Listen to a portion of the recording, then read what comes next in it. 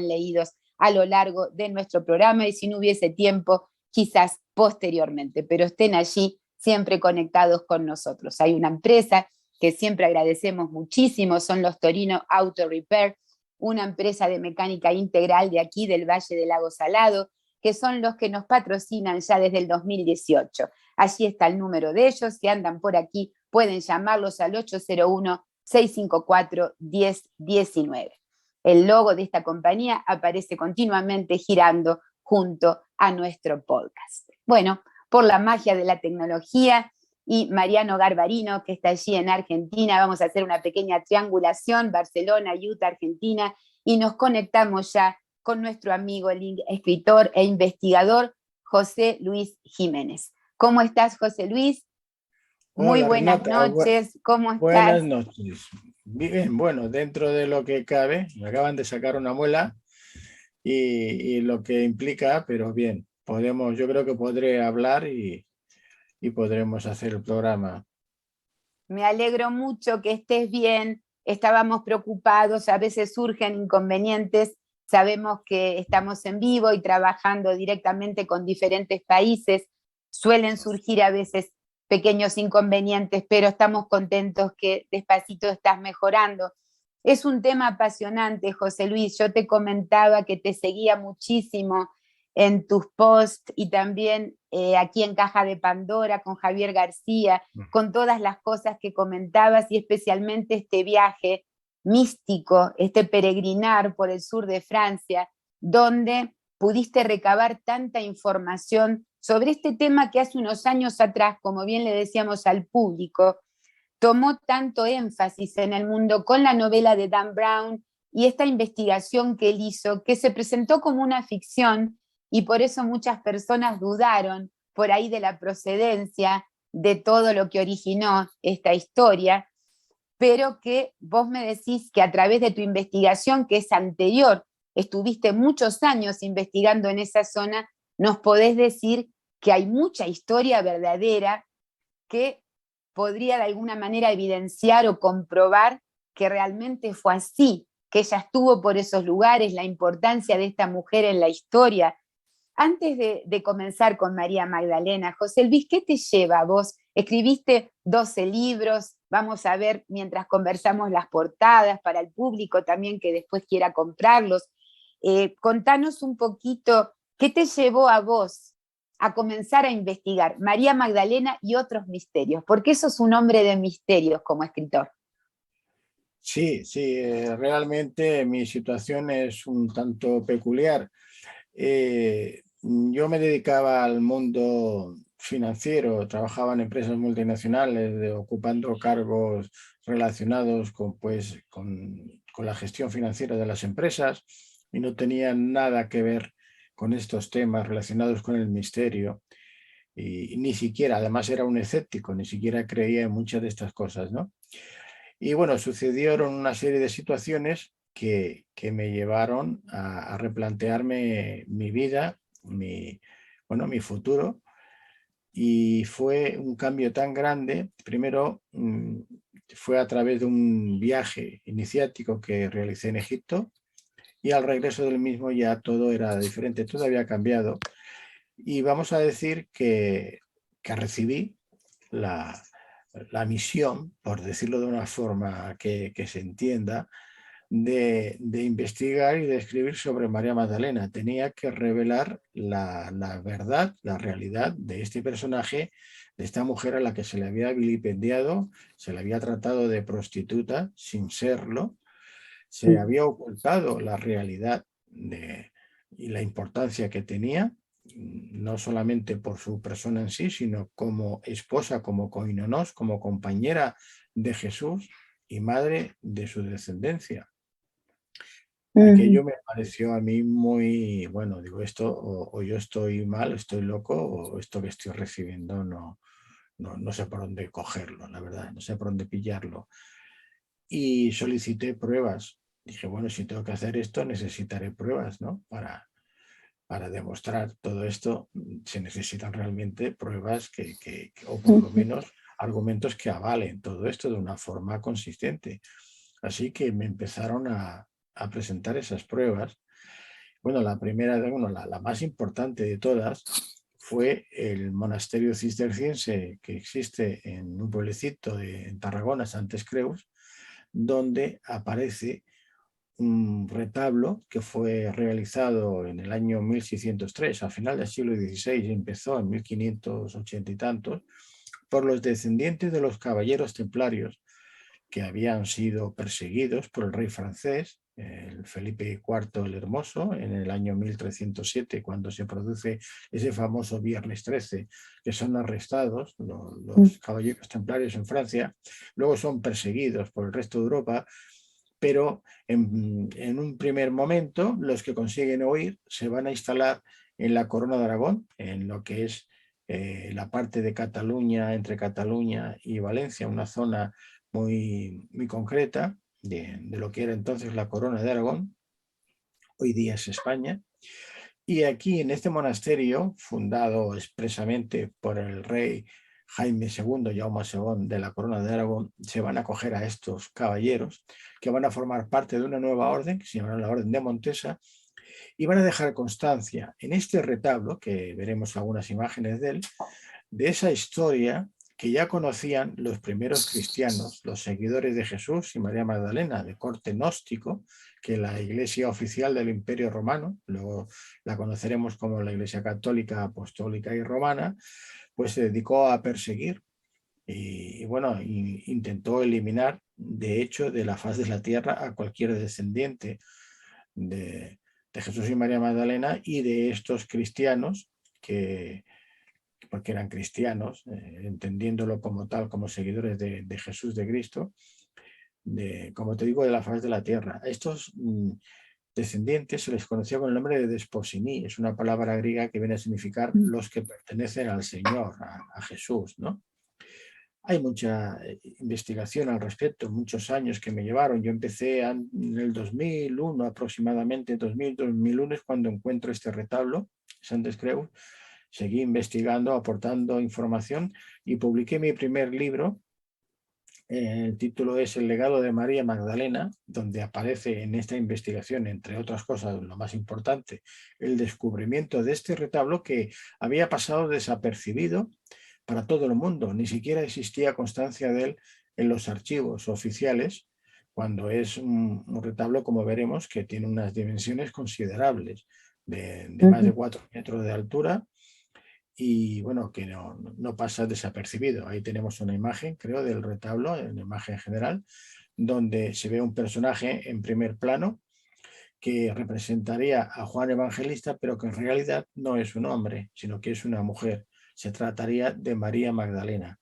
Las ampliaciones posteriormente lo vamos a ver con detalle, que es un rostro femenino, que tiene toda una serie de características, como es el pelo largo, incluso lleva una diadema, y una serie de atributos que nos están indicando que se trata realmente de María Magdalena. Pero lo más Entonces, importante, sí, termina la idea, José Luis, tengo lo una más pregunta. importante de este retablo viene en las iconografías que hay en la parte inferior de este icono central. Son 7 iconografías, entre las que destaca todas relacionadas con Jesús y María Magdalena, con la relación marital de Jesús y María Magdalena. Y como decía, destaca la central, el icono donde en la crucifixión de Jesús, que él está rodeado de los 2 ladrones, abajo en los pies de esta crucifixión podemos ver ahora en imagen, a la izquierda vemos a su madre, María, la Virgen, a la derecha vemos a Juan Evangelista. Aquí sí que tiene ya una fisonomía, una forma, una figura, diríamos, más masculina, y abajo, en el centro, arrodillada y abrazada a la cruz, aparece María Magdalena. María Magdalena, que es identificada perfectamente por todos los atributos que tiene, incluso estaba con el pañuelo jugándose las lágrimas, que decían que María Magdalena lloraba, etc. Hay una ampliación de este icono, que es cuando vemos a ella que está embarazada, que si puede poner Mariano la imagen, aquí la veremos con mejor detalle, y si se puede ampliar aún mejor, veremos que tiene el vientre totalmente abultado, caído, a punto de dar a luz. Voy a el teléfono siempre, como dice la ley de No hay Murphy, problema. cuando no tiene que sonar. Bueno, pues en este, no, quizás si la deja como estaba lo veremos mejor. En este icono vemos a María Magdalena que tiene el vientre abultado, hinchado, está caído, incluso se le nota el ombligo. Tiene encima del vientre un cíngulo que es como si fuese un cinto, una cinta, que las mujeres sobre todo recordarán a nuestras abuelas, nuestras madres, cuando hacían referencia a otra mujer que estaba embarazada y le decían, mira, está encinta. De ahí viene esa palabra de que la mujer está encinta, que está embarazada. Por ese cíngulo que se les pintaba ya, sobre todo los pintores italianos del Renacimiento, a la figura de María Magdalena vamos a ver que hay cientos y cientos de figuras de María Magdalena en la que se la representa embarazada y con el cíntulo, con el cíngulo, con el cinto por encima del vientre. Además, tiene también en el pecho otro y tiene los pechos hinchados, remarcando los pezones. Claro. Está arrodillada en una posición típica de las mujeres orientales de aquella época, incluso de hoy día, cuando van a dar a luz, adoptan esta posición. Entonces, no hay ninguna duda de que es el personaje de María Magdalena y, por supuesto, como hemos visto, no hay ninguna duda de que además está embarazada. Bueno, esta fue Los mi antiguos, José Luis, un segundo nada más, yo te interrumpo. Hay dos preguntitas que surgen de esta imagen. Los antiguos ya sabían perfectamente que se habían tergiversado las escrituras, o por lo menos la historia antigua. Ellos ya lo sabían, por eso de alguna manera lo denunciaban continuamente en las obras de arte. Claro, Ellos piensa tenían... que, claro, esto era un secreto a voces, pero un secreto que no se podía decir en voz alta, porque era una herejía. Afirmar o tener pruebas o incluso simplemente el disponer de esta información mediante libros o escritos de que Jesús y María Magdalena eran esposos y que habían tenido descendencia, hijos, era la mayor herejía, porque echaba por tierra, pues diríamos, muchas de las doctrinas de la Iglesia oficial del Imperio Romano, de la Iglesia Católica, ¿no? Aparte de otras cuestiones ya que rozaban en lo político, sobre todo en lo político. Así que se destruyeron en el concilio de Nicea, que se llevó a cabo en el 325 por el emperador Constantino I el Grande. En este primer concilio ecuménico es cuando se van a adoptar qué evangelios van a formar parte del canon. Se va a aceptar los 4 evangelios canónicos que conocemos, el de Marcos, el de Lucas, el de Mateo y el de Juan. Los 3 primeros, Marcos, Lucas y Mateo, se llaman también o se conocen como evangelios sinópticos porque vienen a decir exactamente lo mismo, y el de Juan es ya de un estilo más, vamos a decir, esotérico, es un estilo que tiene una forma literaria distinta, es de corte gnóstico, y quizás es la diferencia, pero viene a reafirmar muchas cosas de las que se dicen en los otros dos o a complementar. Pero aún así, estos no son los únicos escritos evangelios que existían. En 1945, en Nag Hammadi, en el Alto Egipto, se van a encontrar unos documentos que los conoceremos después con el nombre de los evangelios apócrifos, donde nos están hablando de un Jesús ya de una naturaleza más humana, ya no es ese Dios que dice en el credo niceno, de Nicea, de que es Dios que se ha hecho hombre, sino que es una criatura de Dios, que es un hijo de Dios, que es también un hombre, un ser humano. Y de hecho, en el Evangelio de Felipe nos dice, hay varios apartados, pero hay 3 versículos que son muy importantes. Hay uno de los primeros que dice, Jesús, el Señor, siempre iba acompañada de 3 mujeres, lo acompañaban 3 mujeres, dice María, que era la hermana de su madre, dice María la Virgen, su madre, y María Magdalena. Por lo tanto, es su koinonos, dice, es su amiga, en referencia a María, la hermana de la madre, su madre y su compañera, su koinonos, porque la palabra koinonos griega es una traducción del arameo al griego, que viene a significar eso, la persona con la que se comparte todo, la persona que es el compañero, la compañera. algunos teólogos, sobre todo católicos, pues bueno, tienden a decir que bueno, que eso de koinonos se refieren a la socia. Y yo, un poco de broma, de chiste, digo, bueno, socia, ¿qué se refieren? ¿A que tenían una panadería a medias, una Claro, tintorería? O peor aún, claro. cuando el Papa Gregorio I Magno en el 591 llegó a decir que María Magdalena era la prostituta de la que hablaba Lucas en su evangelio. Entonces, si decimos que era socia, que Jesús que era esa, vamos a ser un poco más serios, ¿no? La Claro, palabra José Luis. koinonos tiene un significado que es el de compañero o compañera al decir que es la persona con la que se comparte todo la vida. Y hoy día cualquiera de nosotros, cuando presentamos a nuestro compañero o a nuestra compañera, estamos diciendo es nuestro esposo, nuestra esposa, nuestro marido, nuestra mujer, nuestro compañero, nuestra compañera. Pues esto lo dice ya en el Evangelio de Felipe, pero va más allá. Sigue diciendo y dice, la esposa de los ángeles es la Sofía, porque además a María Magdalena también se le llamaba la Sofía en referencia a que ella portaba la sabiduría. Dice, y la esposa de Jesús es María Magdalena. Dice, es un matrimonio sagrado, además que se diferencia del profano, o sea que no era un matrimonio normal, pero continúa y en el otro versículo, más abajo, llega a decir, dice, Jesús, si tiene la facultad, porque Dios le ha dado la facultad de crear, y si tiene la facultad de crear, pero él, Jesús, si tiene también la facultad de crear, o sea, de engendrar, perdón, de De tener un engendrar. hijo.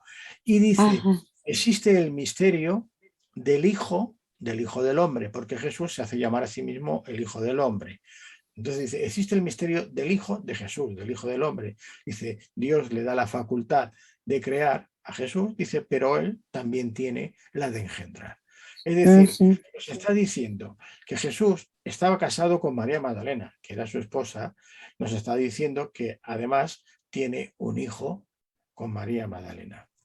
Eso ya lo dice este Evangelio. Luego, posteriormente, se fueron encontrando más documentos. En el 2010, creo, apareció con la doctora Quinn de Harvard, que también es una estudiosa de este tema, muy reconocida a nivel mundial, un pequeño trozo de papiro de unos 8 centímetros por 6 aproximadamente, con una tarjeta de crédito, donde ahí aparecían unas palabras de Jesús que decía, María Magdalena es mi esposa, ella vive conmigo o nosotros vivimos juntos. Y dice, y al que no le guste, que reviente. Fíjate lo que dice, ¿no? Y dice más cosas. Tenemos luego otros evangelios en el que vemos que Jesús pues, tiene una condición también, ya no es tan divina, no quiere decir que no sea un ser especial, pero que es más humana. Y todo esto es lo que la Iglesia intentó ocultar desde el principio, desde el origen. Claro, Y claro, porque José Luis quería preguntarte, hay dos cosas importantes. Una, en cuanto a el rol que desempeñaba esta mujer, además de esposa, sí, de compañera de un personaje tan importante, el Mesías de la humanidad, como lo conocemos en la historia y en la historia de las religiones, en el cristianismo. Ella también escribe un evangelio, pero quiero yo preguntarte sobre algo de la imagen que veíamos cuando ella está a los pies de la cruz, embarazada. ¿Qué representa el cráneo? Porque siempre los pintores antiguos la pintaban con ese cráneo, esa calavera. ¿Qué bueno, representa el cráneo? la calavera es un símbolo esotérico que lo que viene a representar es el triunfo sobre la muerte. Uh-huh. Es lo que siempre se le suele representar a ella. Vamos a ver incluso en Rennes-le-Château y en muchos de estos lugares que van a formar parte de esta ruta, que yo la denomino así, de María Magdalena, que siempre aparece con el cráneo, porque lo que viene a representar es que existe ese triunfo sobre la muerte, ¿no? El cráneo representaría la muerte y el triunfo, en este caso, sobre esta muerte. Uh-huh. Y te Luego María Magdalena, comentaba, sí, sí, te comentaba, perdón, José Luis, de este evangelio que también se habla que ella lo escribió, que hay documentos de que formaría parte fundamental, quizá por eso se la denominaba también Sofía, de la sabiduría que impartía también Jesucristo, o sea, ella también. claro. Claro, precisamente antes mencionado un evangelio de María Magdalena, que existe más de un escrito atribuidos a ella. María Magdalena estaba intelectualmente por encima de los hombres, de los seguidores de Jesús, de los discípulos. De hecho, podemos leer en algunos de estos evangelios de corte gnóstico que no están aceptados canónicamente por la Iglesia, como el propio Pedro se queja de que Jesús le explica a María Magdalena, le habla a ella cosas que no le cuentan a él, que no le cuentan a los hombres, ¿no? Y tiene que ser otros discípulos que le digan, pero bueno, ¿quién eres tú para acusarla si el maestro la ha hecho digna de recibir todas estas informaciones?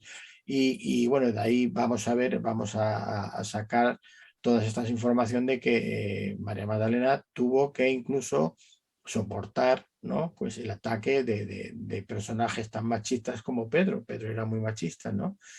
Y porque no aceptaba, piensa que en aquella época, hablamos de hace 2000 años, la mujer estaba considerada casi como un objeto, ¿no? No estaba permitido ni que pudiera tener ciertos conocimientos, ni aprender a leer o escribir, cosa que María Magdalena tenía muchos conocimientos, hablaba varias lenguas, sabía leer y escribir, no obstante, ella era descendiente de la nobleza, era una princesa. Jesús fue crucificado porque era rey de Jerusalén, en este caso de Israel. No nos olvidemos, no fue crucificado con otra sentencia, sino fue sentenciado a morir en la cruz porque admitió ser el rey de los judíos. Y María Magdalena era la reina consorte, era la esposa, era descendiente además de la tribu de Benjamín, igual que Jesús era de David. Aquí vamos a ver cuando investiguemos un poco a fondo que toda la trama esta es una trama política y que luego a la Iglesia, y bueno, ya desde el principio, a nadie le interesaba que este matrimonio que se llevó a cabo en la boda de Caná, pues pudiera al final reinar en el reino de Israel. Por eso ya el sátrapa impuesto por Roma, Herodes Antipas, se quejaba porque tenía miedo de que con esta unión le fuera a arrebatar el trono, lo mandó a Poncio Claro, Pilato. Todo esto es una trama política contra claro, Jesús, claro, porque porque no tenían... serían, José Luis, los legales descendientes de las tribus para gobernar Israel, y unidos justamente sería el factor de esa reunificación perfecta para gobernar lo que siempre había esperado Israel. Ahora, Claro, Herodes era en cierta manera un extranjero, un idumeo, o sea que ellos tampoco sí. tenían el poder para reinar, eran impostores, Sí, literalmente. sí, habían sido Claro. puestos allá por Roma, entonces no tenían el favor de los judíos, puesto como bien has dicho, eran idumeos, no eran judíos, ¿no? Bueno, ya Ujú. el Herodes el Grande, ya cuando tenemos que hablar de los santos inocentes, cuando manda a asesinar a los niños que tienen menos de 2 años porque teme que le vayan a quitar el trono también. O sea, ya venía de su padre. Entonces, ¿por qué huye María Magdalena? ¿Por qué se produce esta huida de Jerusalén? Pues porque Jesús, como he dicho, es crucificado por ser enemigo de Roma, por declararse el rey de los judíos, se convierte en enemigo de Roma, es por la única causa que puede ser crucificado. En el momento que el rey muere, vamos a decirlo así, sin entrar en más detalles, ¿quién le sucede? El hijo. ¿Dónde está el hijo de Jesús? En el vientre de María Magdalena. María Magdalena, por tanto, es un contenedor de la sangre de Jesús. Y ahora aquí entra la palabra cuando nos dicen qué es el Santo Grial, el Sangrial. La Iglesia dice, es una copa que utilizó José de Arimatea cuando Jesús está en la cruz, que le clava la lanza a Longinos y recoge la sangre en esa copa y aguarda. Ese es el objeto maravilloso, milagroso, la copa, el contenedor, porque contiene la sangre de Jesús. Y ahí se ha quedado y no le daban más vueltas, porque no interesaba, porque lo que significa es otra cosa. Porque el sangrial o sangrial, la palabra sangrial, son dos palabras compuestas, o sea, cuando María Magdalena tiene que huir, y ahora explicaré el significado de la palabra, es porque el hijo que tiene en su vientre corre peligro, igual que ella, porque automáticamente pasaría a ser el rey. Como estamos hablando que esto era una cuestión política, ella, que era rica, que era una persona común, bueno, recordemos que precisamente Lucas, cuando el Papa Gregorio I Magno en el 591 la acusa de ser la prostituta, se basa en que Lucas dice en su versículo, creo que es en el 37, dice: y Jesús, cuando iba predicando por estas tierras de Cafarnaón, de Galilea, etc., le seguían varias mujeres, y menciona a 3. Juana, la de Yusá, que era una especie de mayordomo de Herodes, además personajes que tenían encumbrados, sí, alta. sí.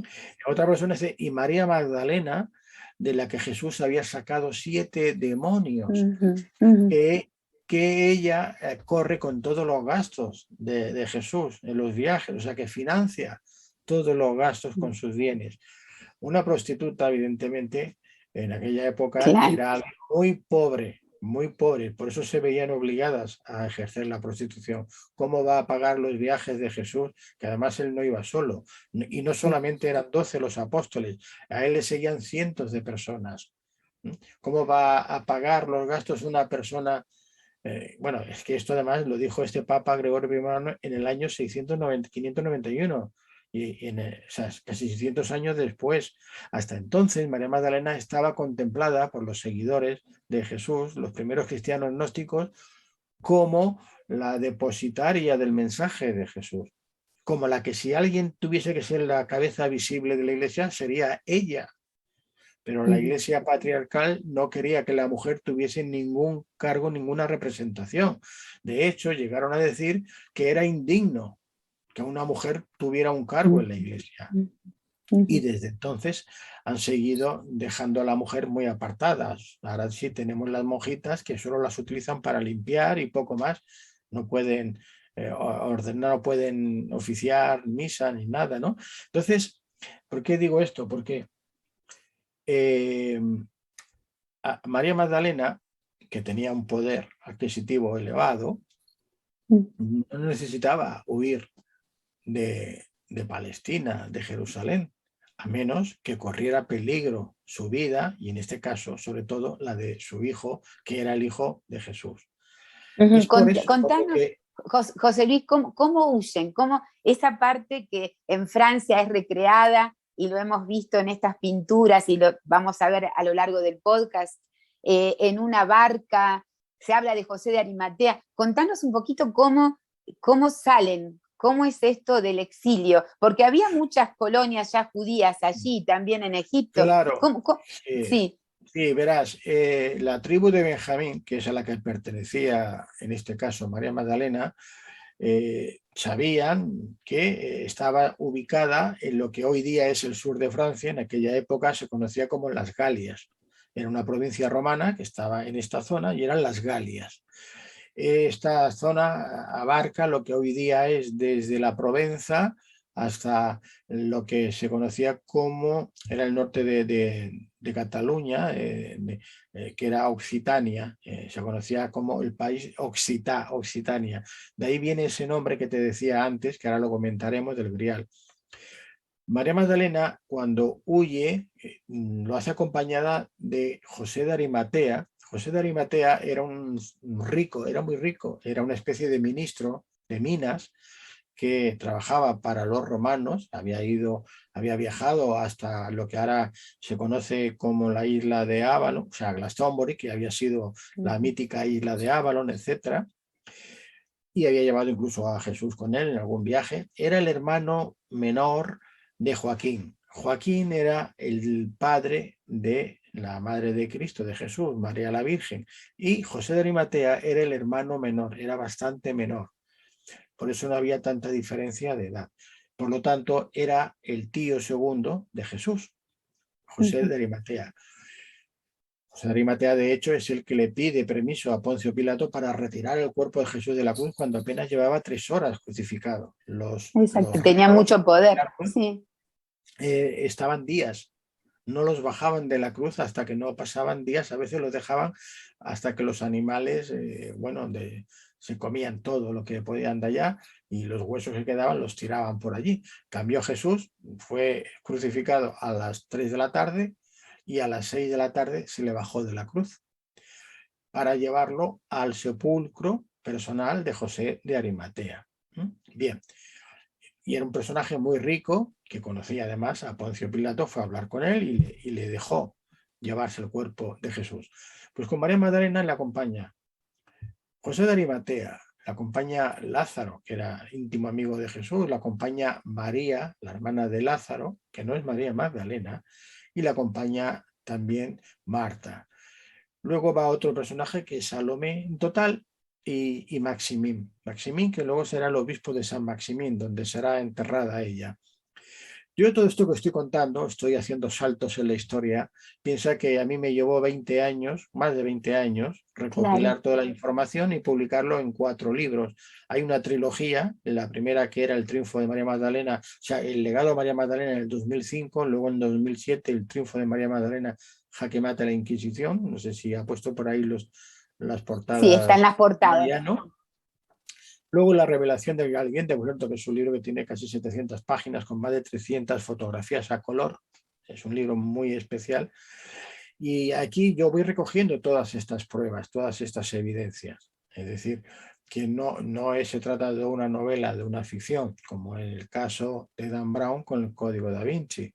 Lo que hay en común es que todo esto está basado en la historia en que María Magdalena tuvo unos hijos, unas hijas, que eran los descendientes de Jesús, las hijas de Jesús, ¿no?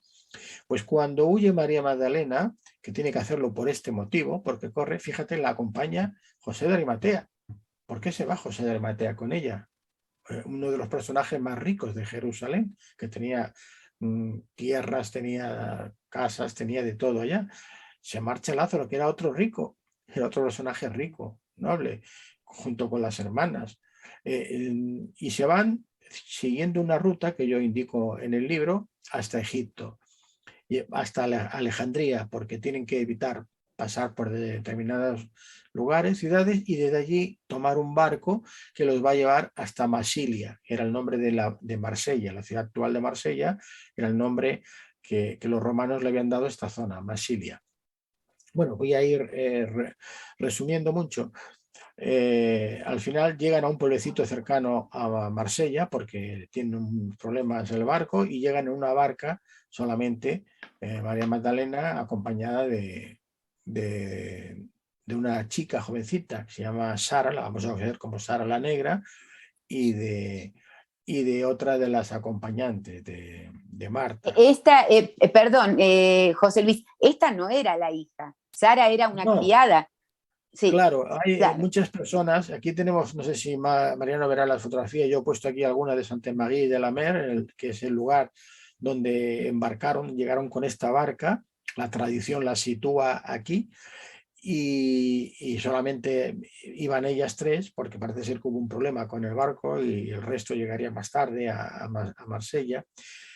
Ella cuando llega a Egipto, a Alejandría en concreto, está en un estado muy avanzado de gestación. Hemos visto la fotografía del retablo donde aparece ella abrazada a la cruz, embarazada, que está ya muy avanzado. Por lo tanto, llega un momento que necesita cierta ayuda y, bueno, pues toma los servicios de una chica, de una niña en Alejandría, que es de raza nubia. Los nubios son personas que son negras, muy negras, son altas, muy delgadas y negras. Es una cualidad, una característica de esta raza africana y la toma como criada, por decirlo así, para que la ayude, que es la que le va a acompañar y la que vamos a ver luego en la iglesia de Les Saintes-Maries de la Mer, que precisamente ese pueblo se llama así en honor a las Marías que llegan del mar, ¿no? Bueno, veremos también algunos de los vídeos que yo he subido en mi canal de YouTube donde todo esto lo explico y lo muestro para los que quieran verlo con más detalle. Entonces, ¿por qué se le ha confundido con la hija de Jesús o María Magdalena? Pues no sé, a alguien se le ocurrió decir o pensar que como venía en la barca, pues era la hija de Jesús y María Magdalena, pero yo un poco, haciendo un poco así de broma, digo que Jesús habría o hizo muchos prodigios y milagros, pero que no le cambió el color de piel a nadie. Él no era negro y María Magdalena tampoco eran negros.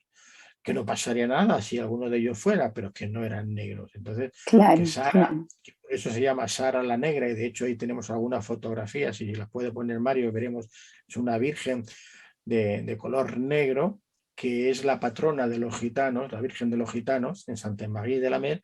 Cada 24 de mayo, cada año aparecen, bueno, así presentan allá miles de gitanos de toda Europa, toman esta figura en procesión, la llevan hasta la playa y bueno, imitan pues la llegada de la barca, ¿no? Esto se produce cada año, el 24 de mayo.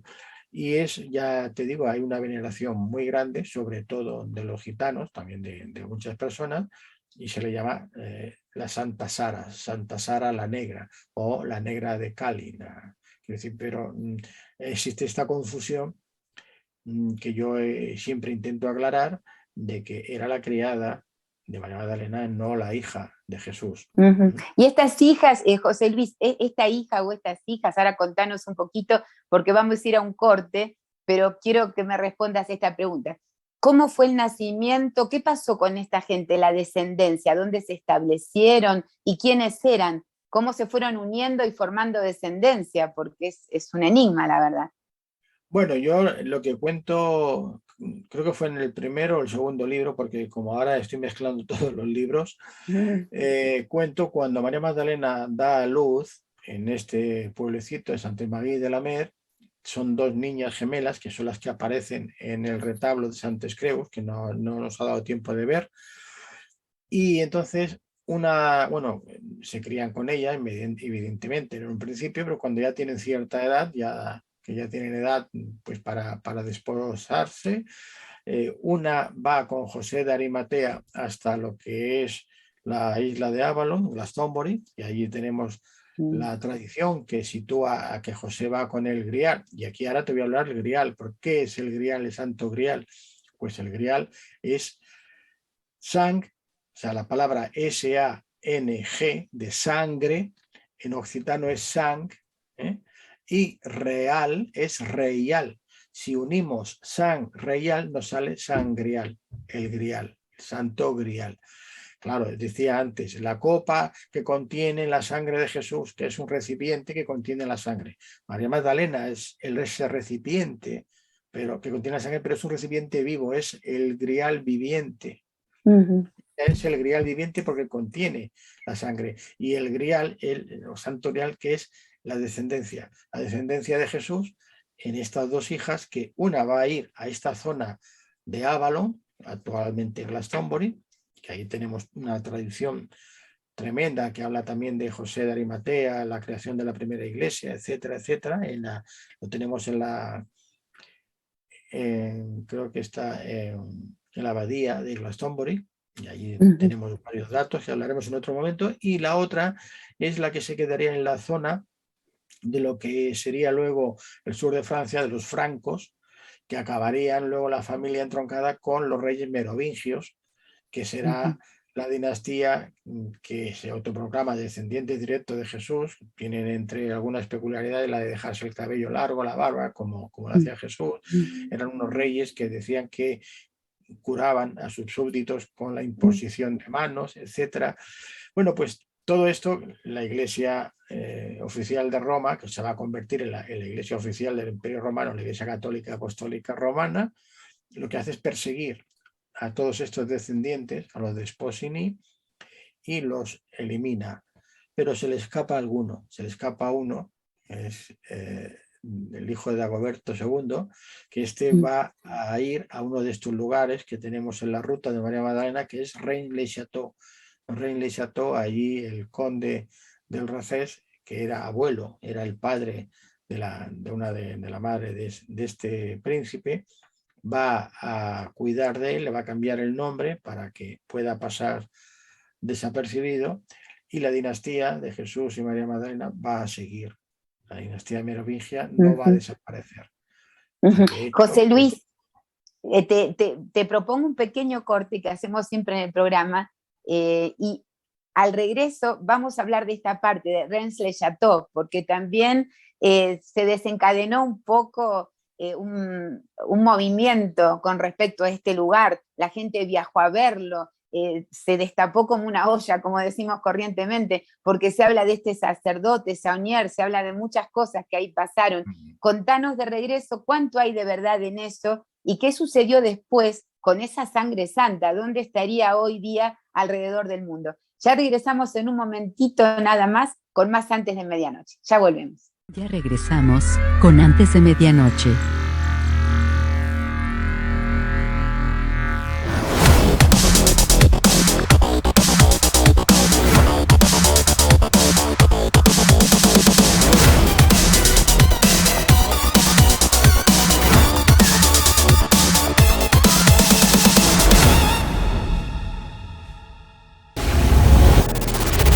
Antes de Medianoche. Muy buenas noches, ¿cómo están todos? A partir de este jueves, Antes de Medianoche cambia de horario.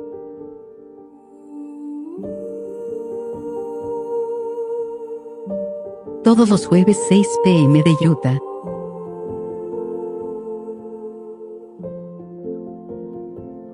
Recuerda nuestro nuevo horario y síguenos en nuestro canal de YouTube.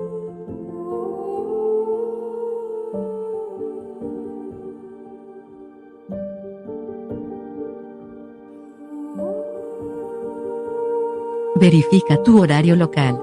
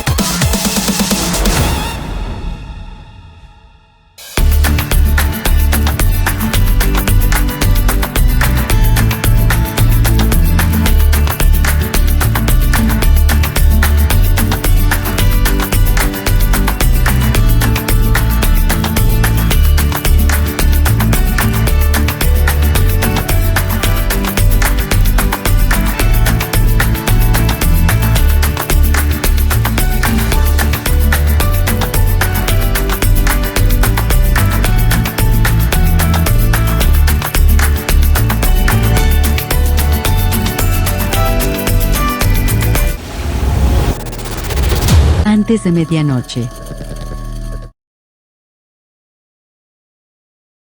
Continuar, queremos antes de seguir con esta interesantísima conversación con José Luis Jiménez desde Barcelona, España, agradecer a todos ustedes por sus comentarios, por todo lo que nos han dicho hoy en el programa y también, por supuesto, por su participación. Agradecemos a los grupos que siempre nos comparten, Argentinos en Madrid, la página oficial, Visión OVNI con Silvia y Andrea Simondini. Agradecemos a los argentinos en Utah, latinos en Utah, uruguayos en Las Vegas, Nevada, Estados Unidos, Avistamientos OVNI en la Argentina y el mundo, Missing 411, ASUFON, la Asociación de Ufólogos del Norte de Chile, latinos en Utah County, OVNIS, Reportes Argentina Oficial, Café Ufológico de Mendoza, Argentina. Agradecemos a OVNIS Paraguay, los Expedientes Secretos X, UFO Monterrey, la Comunidad Estelar Argentinos en Miami, Florida. Son muchos grupos, a todos ellos muchísimas gracias. Park City Eventos Latinos, entre otros, hispanos en Sacramento y Arizona,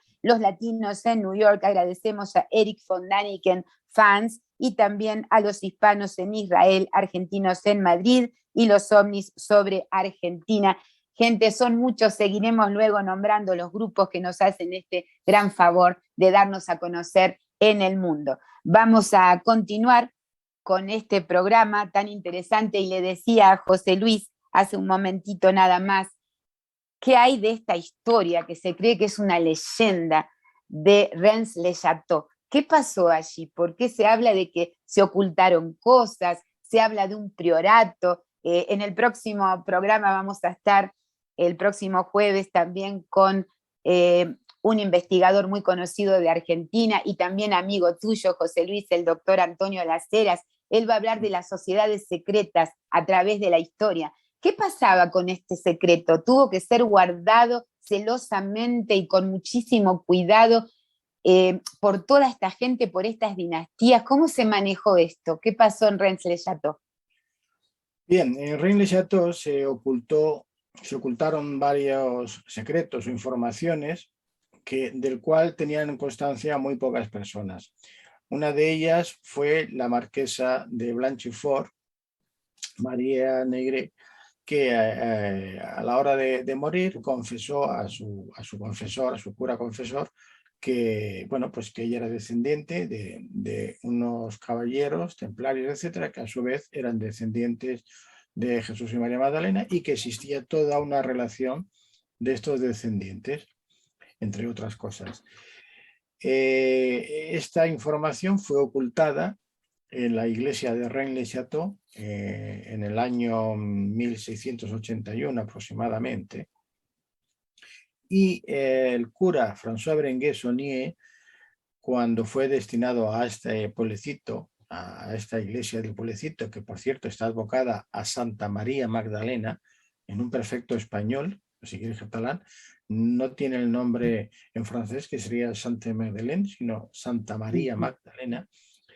Él, de alguna manera, ya fue dirigido aquí para buscar esta información que estaba oculta. Cuando empezó a restaurar la iglesia, porque cuando él llegó estaba prácticamente derruida, al levantar una losa del altar y hay una pila que era de estilo visigodo, era visigoda, dicen que en su interior, aunque yo no comparto lo de que fuese en el interior, porque ya lo veremos en las fotos, porque no hay espacio suficiente, pero bueno, el caso es que encuentra unos tubos de madera y en su interior hay unos pergaminos. En total se hablan de 5, con un lenguaje críptico, están encriptados, donde se dice, entre otras cosas, todo esto que te comentaba de la relación, ¿no? Y de que, bueno, pues que María Magdalena y Jesús tuvieron descendientes. Es más, él luego va a dar a entender de que Jesús no murió en la cruz, sino que moriría más tarde y de que estaría enterrado en esta zona de Francia. Él, cuando encuentra este manuscrito, lo comunica a su obispo de Carcassona, quien a su vez lo envía a París. Allí se va a encontrar, a reunir con especialistas de lenguas muertas y de todos estos temas, con Ofet e incluso con René Guénon.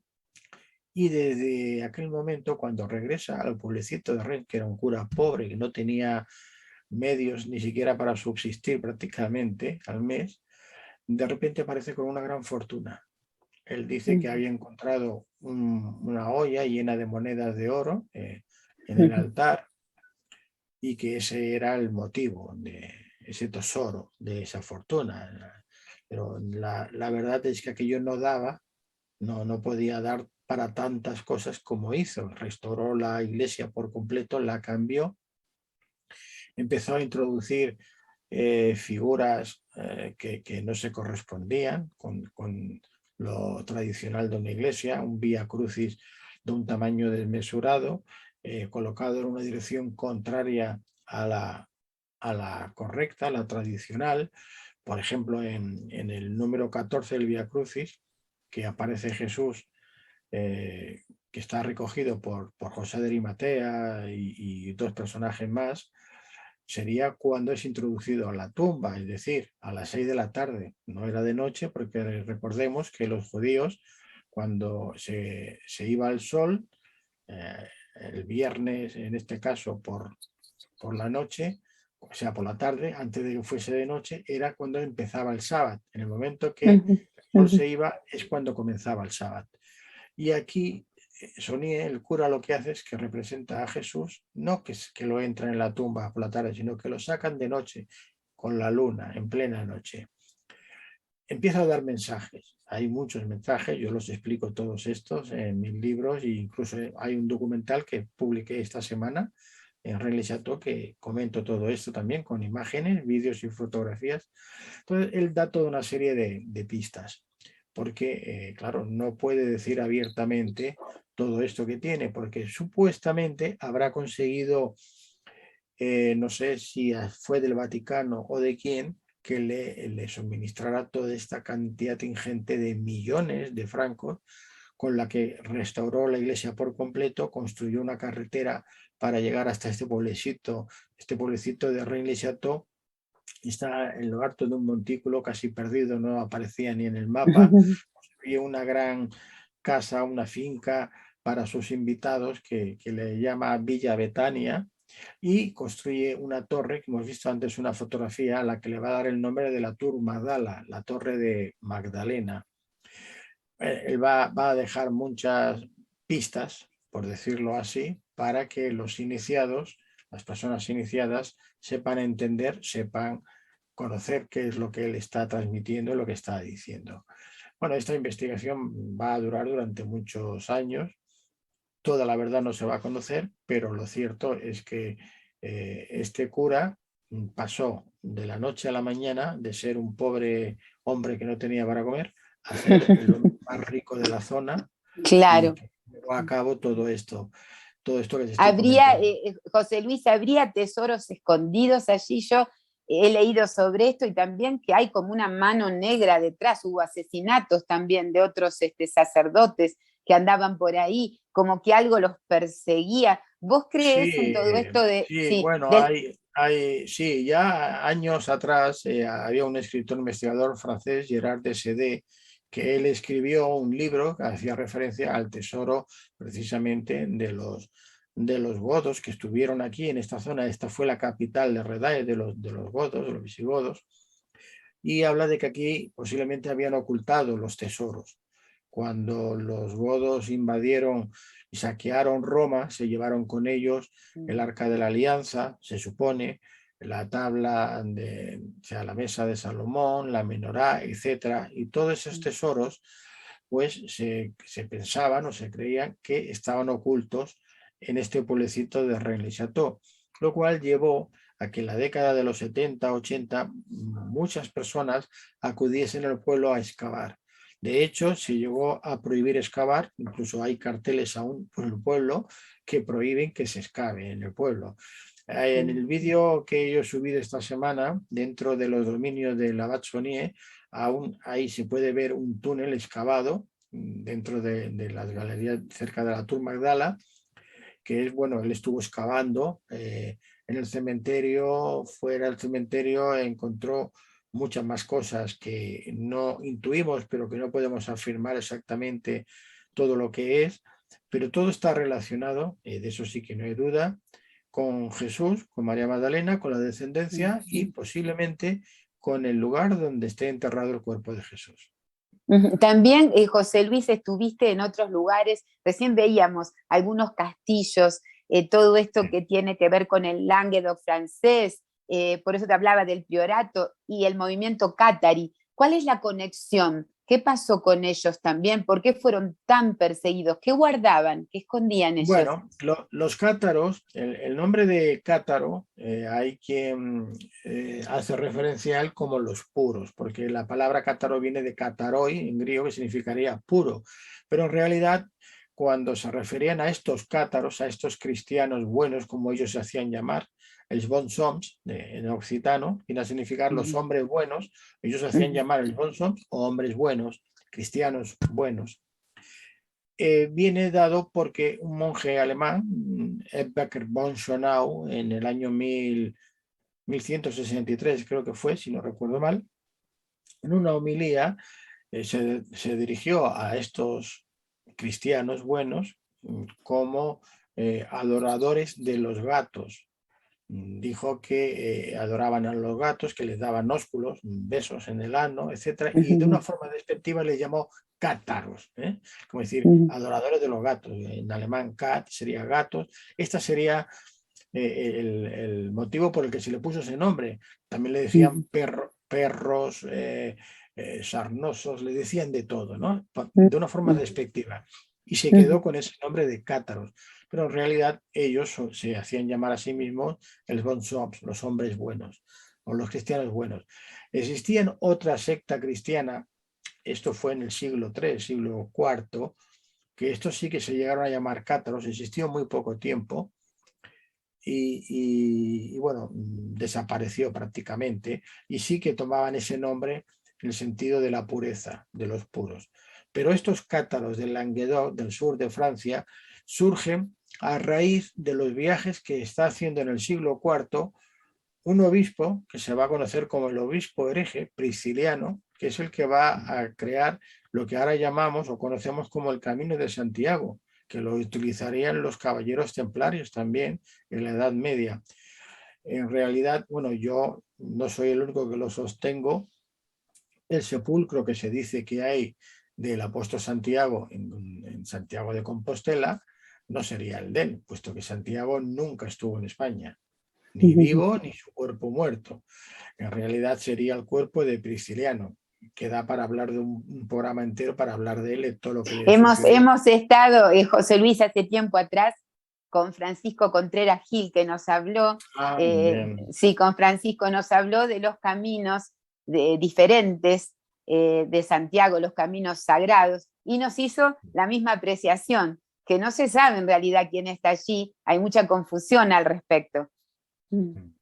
Sí, pues en este caso, estos seguidores de Prisciliano, el obispo hereje, el obispo de Ávila, este hombre era bastante laxo, no era tan rígido con las normas, incluso admitía el baile, los cánticos en lo que era el ritual de la misa, y esto no le gustó al Vaticano de entonces, no les hizo mucha gracia. Lo mandaron llamar a la capital de entonces, que estaba en Renania, en Alemania, y con una treta lo engañaron, lo mataron, le cortaron la cabeza. Sus seguidores se lo llevaron hasta este lugar que se conocía como Campo Stellae en latín, que sería Campo de Estrellas, y de ahí viene ahora el nombre de Santiago de Compostela, Compostelae, o sea, de Campo de Estrellas. Bueno, pues estos seguidores del siglo IV son los que van a seguir esta doctrina cátara, por decirlo así, porque ellos creen en la dualidad, ¿no? Ellos piensan que el Dios bueno es el que crea el espíritu, el alma, y todo lo malo que hay del mundo es del Dios malo, del Satán. Este es el rey del mundo, Satanás, ¿no? Se diferencia. Un Dios bueno para lo bueno y el Dios malo para lo malo. Esta dualidad que ya viene también de los maniqueos, de Mani, etcétera, muy antigua.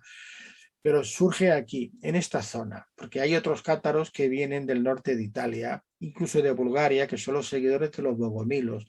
Pero como yo cuento y explico en mi libro y muestro con fotografías, son sectas diferenciadas, muy diferentes porque incluso tienen rituales funerarios diferentes.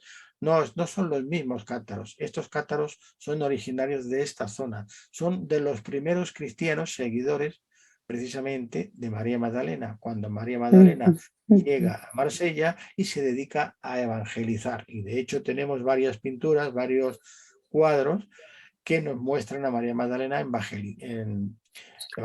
Claro, porque José Luis, ella había sido, además de escapar con la descendencia, como vos narrás, que ha sido ocultada durante tanto tiempo, también ella fue testigo de la resurrección, según cuenta el Nuevo Testamento. Así que era principal testigo de llevar esas verdades a todo el mundo, por lo menos el mundo antiguo conocido. Yo te pregunto esto de la conexión del priorato, los cátaros y Leonardo, porque eso fue lo que se habló cuando todo esto se dio a conocer a través de la novela de Dan Brown. ¿De veras Leonardo ocultó todo esto durante tanto tiempo en sus pinturas? ¿Lo plasmaba y lo escondía, lo mantenía sagrado?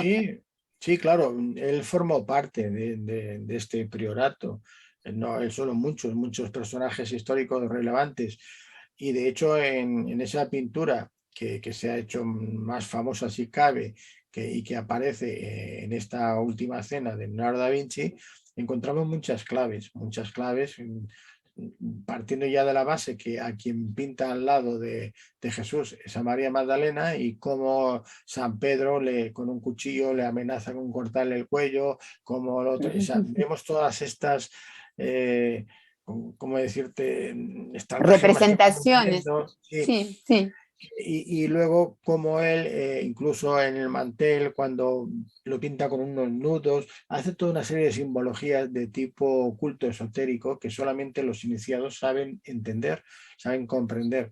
Para decir eso, para decir que María Magdalena, que está allí, es la compañera de Jesús, ¿no? Y luego, como dije al principio, si nos fijamos, yo tengo cientos, pero bueno, es que hay miles de pinturas, sobre todo de pintores del Renacimiento, que siempre representan a María Magdalena embarazada, pero totalmente embarazada. No es que Claro, digas... claro. Y por si acaso, para los que no lo saben, le pintan el cíngulo encima del vientre, que significa que está encinta, lo que te decía, Para que no quede duda de que, bueno, de por lo que María menos ellos, Magdalena sí, estaba sí, embarazada, ¿no? claro, ellos no admitían un dios célibe, ¿verdad? Era una Claro. pareja de consortes. ¿Sí? Yo quería, ya hemos llegado al final, José Luis, por supuesto que quedan cantidad de cosas para preguntarte. La pregunta del millón es, ¿dónde está esta sangre santa hoy día? ¿Está entre todos nosotros? ¿Vos, yo, cualquiera puede portar esa sangre, José Luis? Efectivamente, tú lo has dicho. Yo en el primer libro ya hago una suposición, porque no deja de ser otra cosa mientras no lo pueda demostrar, y es que la misión de Jesús estaba precisamente en transmitir su ADN, que era distinto, por cierto, era muy diferente al normal, al humano normal, y gracias a la unión de su ADN con el de María Magdalena, surgiría al cabo de X generaciones el nuevo ser, ese hijo del hombre que él se llamaba a sí mismo, que tiene toda una serie de facultades despertándose y por despertar, que siguen despertándose en nosotros, y sobre todo para despertar esa conciencia que parecía dormida, que es lo que nos va a llevar a la salvación como seres humanos, el conocimiento. Los gnósticos, Jesús, María Magdalena, cuando ellos predicaban, lo hacían a través del conocimiento. El cristiano gnóstico se salvaría a través del conocimiento, mientras que la Iglesia dijo no, con la muerte de Jesús ya todo el mundo se ha salvado. Ya no importa que cometan los pecados que cometan, luego dices que te has arrepentido en el último momento de tu vida, pagas tus diezmos, pagas tus bulas para poder comer cuando se tal, y pagas todo esto y hasta no te preocupes que tienes un puesto ahí en el cielo con tu nombre, tu numerito, y claro, no tiene nada que ver lo que decía Jesús con lo que ahora vemos en las religiones, ¿no? Y también, José Luis, allí sería literal que nos salvó con su sangre, ¿verdad? Tendría un concepto muchísimo más profundo de acuerdo a todo esto que has Claro, rescatado en la historia. sí, Claro. paradójicamente me refiero a lo que se dice, ¿no? A través de la Iglesia, es cierto, es que es la sangre de Jesús. El otro día comentábamos tú y yo, cuando me decías, bueno, en la celebración de la Eucaristía, cuando dice, bueno, es que es mi sangre, claro, es que es verdad, pero se está refiriendo a la sangre o al ADN que transmite a través de la sangre en sus descendientes, y que a través de las sucesivas generaciones que se van a ir produciendo, pues bueno, a pesar de que la Iglesia romana llegó a prácticamente eliminar a todos los descendientes, no lo consiguió. Entonces, hoy día seguramente hay millones. No digo uno, ni dos, ni tres, ni estas familias nobles de Europa que se ponen la flor de lis que representaría a María Magdalena y a Jesús como si fueran los únicos descendientes. No, posiblemente, como tú has dicho, tú, yo, cualquiera de los que nos estás viendo, Cualquiera de ya nosotros. tenemos parte de ese ADN que nos posibilita que podamos despertar, que podamos evolucionar y que al final pues llevemos a cabo lo que vino a hacer, ¿no? Que es el despertar de la conciencia del ser humano. Perfecto. José Luis, muchísimas gracias por habernos atendido hoy como medio antes de medianoche. Te digo que es atrapante escucharte todo el tiempo porque hay tanta cosa, hay tantas preguntas, me imagino el público y la gente que va a seguirte en lo posterior. Decinos cómo podemos comprar tus libros, seguirte escuchando, porque no es solamente este tema, hay muchos que manejas sumamente interesantes, como Rosalind Chapel, quizás en el futuro podamos llamarte para la Capilla Rosslyn también, que es otro gran enigma de Europa. ¿Cómo hacemos para encontrarte, seguirte, escucharte en tu podcast y comprar tus libros? Bueno, yo tengo un canal en Facebook, José Luis Jiménez, muy fácil. Por aquí me pueden encontrar y me pueden seguir, solicitar hasta que llegue al límite, yo acepto siempre a todo el mundo.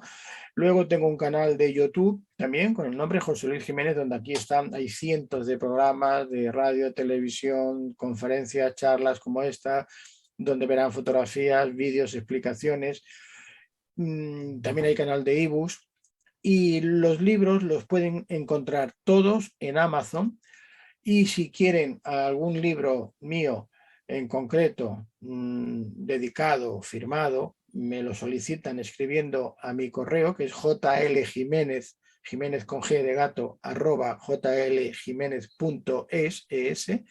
Muchas personas que, bueno, les gusta, los quieren tener dedicados y yo encantado se los envío. Entonces me los solicitan y yo les mando los libros al domicilio que ellos me faciliten, sin ningún problema.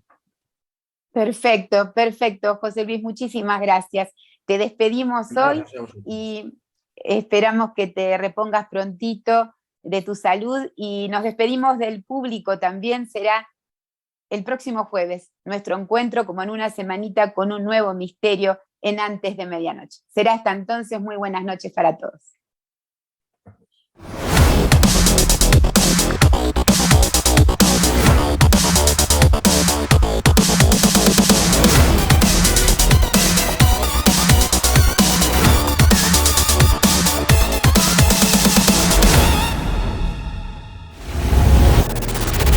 Antes de Medianoche.